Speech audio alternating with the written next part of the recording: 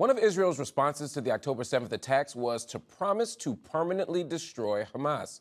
Nearly 2 months after the attacks, the group that has ruled Gaza for the last 16 years still seems to control large parts of the enclave, and some are questioning whether Israel's goal is even achievable. And if Hamas were to be toppled, the question remains, who would fill the power vacuum? Joining us to discuss this is Buttu.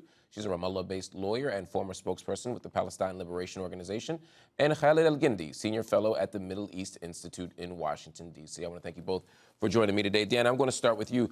Since October 7th, Israel has consistently reiterated a vow to destroy Hamas. It's estimated that Hamas has 30,000 fighters at least, and by the Israeli army's own records, in its own account, the airstrikes and the attacks have killed somewhere around 1,000 to 2,000 Hamas fighters.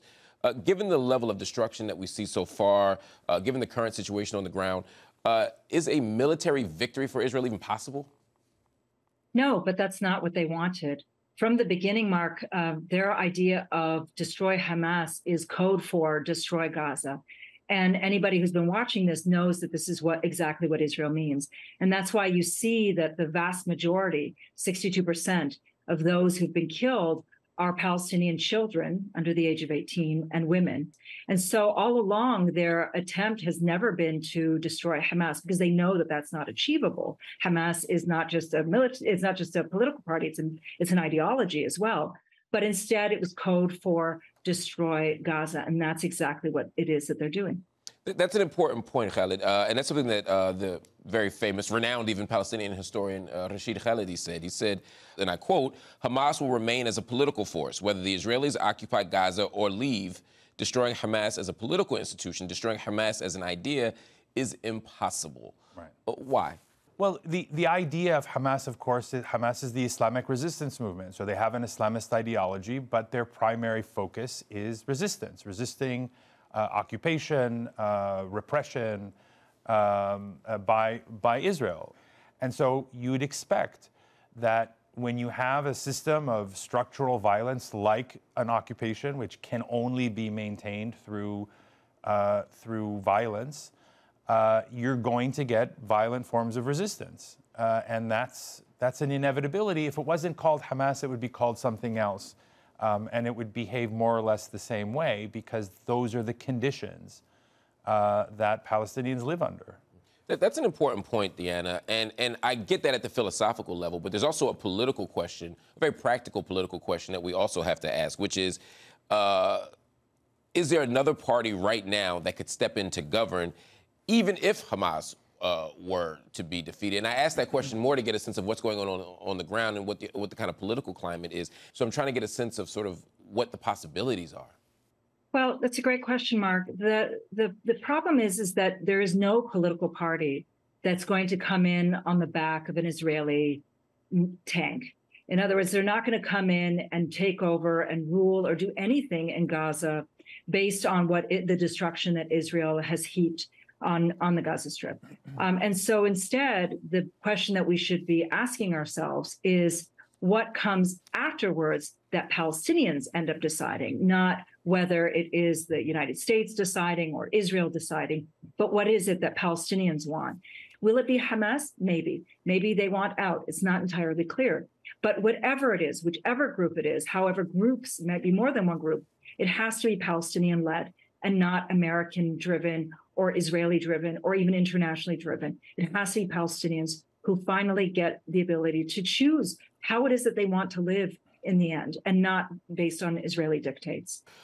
Given what you've seen and what you're hearing, has Hamas seen a loss of support on the ground, given the destruction that we've seen at the hands of the Israeli government, given the fact that some argue that, some of it was foreseeable? Has Hamas lost support? No, quite the opposite. Palestinians know who's dropping the bombs. We know that it is Israel who's dropping the bombs, and it's not Hamas who is dropping the bombs. And if anything, people are saying that they're supportive of the resistance, that it's the resistance that's the only thing coming in the way between Israel and the complete destruction of the Palestinian people, our complete annihilation. Why do they say that? Because on October 6th, as you'll recall, the day before, there was nobody ever talking about liberating Palestine. In fact, the diplomatic community had dropped the issue, so much so that everything that Israel was doing was barely met with something called grave concern on the part of the international community. If the choice was to die a very slow death, where nobody is watching, which is what the Israelis wanted to do, or to push back and to have at least the world recognize the brutality of the Israeli regime. Yeah, I mean, I think, you know, I actually have a slightly different take. I think Israel is trying to destroy Hamas. I think that they can destroy Hamas. And it comes from this notion, like all colonial powers, they don't fully appreciate the grievances. They don't recognize the grievances of the people that they occupy or rule over. And so they see Palestinian politics as sort of an artificial construction. And these groups can be excised in the same way that they think that they were created. So they can be surgically removed from but they're being so non-surgical in their destruction. Absolutely. And they've said so. Would you say that then the Palestinian people, the children who are dying, the hospitals that are being blown up, are just sort of collateral damage that they're willing to accept? Or is it a both-and situation where they want to destroy Hamas and they want to destroy the Gaza Strip? I think it's both. I think they want to destroy Hamas and the Gaza Strip.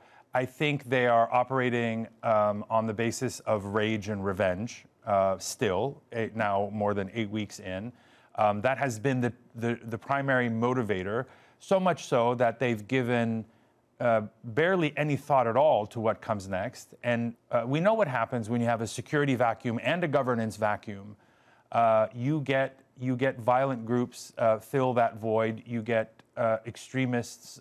You get more radicalization. So it's not only inhumane the way Israel is conducting itself, it's actually quite stupid if they care at all about their own security, because it absolutely will come back to haunt them. Help me think about what the future looks like for Palestinians in Gaza. The Associated Press reporting that Israel's offensive has turned the area into a, quote, uninhabitable moonscape. The UN estimates that 1.7, this is a stunning number to me, 1.7 million Palestinians in Gaza are newly homeless. Even if a permanent ceasefire were to be put in place today, at this very moment, to borrow the words of one Gazan professor, people have nothing to return to. And that's not even mentioning the psychological impact that a siege has had, and a complete siege is having right now on the people of Gaza. What will it take to rebuild? It will take more time and money and effort than anything we've ever seen in the context of the occupied Palestinian territory. Israel's actions are moving in a certain direction. They are moving toward the permanent displacement of that 1.6 million Palestinians. It's impossible for them to remain in the south of Gaza forever, right? It's just too crowded, and there are no services. And so I think very much the ultimate goal is to push them out of Gaza. And that's where the real danger is. Deanna, what do you say? What does it take to rebuild Gaza? And also, who's responsible for doing it? Who should be paying is Israel. Who's going to end up probably paying will end up being likely the Europeans. But who should be actually physically doing it is Palestinians want to rebuild our own places and spaces. But what will Gaza look like afterwards? This is the question that keeps many of us up at night, because we haven't seen the end of this. I remember a few weeks ago on your show, I think it was 7 weeks ago on your show, you had Danny Ayalon on the show, who very clearly stated that Palestinians should be moved into the Egyptian Sinai Peninsula. In other words, what they are looking for is ethnic cleansing. They want to get rid of Palestinians. But I do want to address something about the destruction of Hamas. I think that Israel knows very well that it can't destroy Hamas. They're not looking for security. They're not looking for it at all. If they were, the formula is there. But instead, they're looking constantly to perpetuate this so that it creates this mindset inside Israel that they're not safe. And it creates the mindset in the outer world that they're not safe as well. And therefore, more money flows, more security, more weapons, and so on. I think Israel knows full well what it's doing, and it knows full well that it cannot destroy Hamas, that this is simply code for destroying Gaza, destroying Palestinians, and forcing Israelis to forever live under the gun. That'll have to be our last word. Deanna Buttu, thank you so much for joining us. Khaled Elgindy, thank you so much for joining us as well. Everybody, that is our show. Up Front, we'll be back next week.